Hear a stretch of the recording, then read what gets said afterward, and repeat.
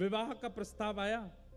तो कल जब हम दर्शन करने गए तो कुछ हमारी माता जी ने कुछ कहा था कि जगन्नाथ महाप्रभु से पूछना, आज्ञा लेना, क्या कहते हैं।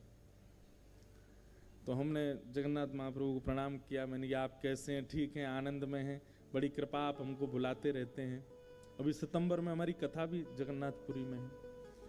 तो मैंने कहा आपकी बड़ी कृपा है कि आप दास को बुलाते रहते हैं, भोजन प्रसाद सब प्रेम से पा रहे हैं, आप श्रृंगार खूब बढ़िया करके बैठे हैं। पहले वार्ता हो गई, फिर जो माँ ने कुछ कहा था वो पूछा। मैंने कि महाप्रभु जी ऐसा ऐसा कुछ भाव माँ का है, सब आपको जैसे रुचिकर लगे आप आज्ञा देना।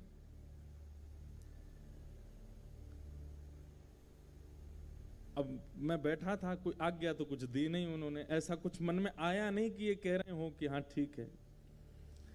इतने में ही वो पंडा पुजारी जी आए, चलो चलो चलो हरि हरि बोलो, हरि हरि बोलो, चलो उठाने लगे। मैंने कहा आपने कुछ संकेत तो दिया नहीं, हम कुछ पूछ रहे थे, उसका एक संकेत, शुभ संकेत तो दे दो।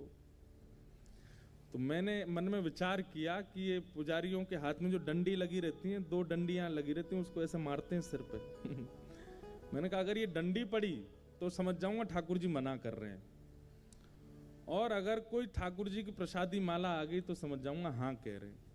अब बड़ी दुविधा में पड़ जाते हैं कई बार तो, क्योंकि ठाकुर जी बड़े खेलते हैं, ना तो डंडी पड़वाते हैं ना माला ही देते हैं। ले अब तू देख क्या करेगा। तो बस जैसे ही मंदिर से निकलने का भाव आया, अब मैं पीछे मुड़ मुड़ के देखते ही इतने से हैं, एक तो बाहर से देखो इतने ही दिखते हैं। यहाँ के जगन्नाथ जी तो फिर भी इधर वालों को तो दिख रहे होंगे, इधर वालों को तो कैसे इतने ही दिख रहे होंगे। तो मैंने कि संकेत दे दो कुछ।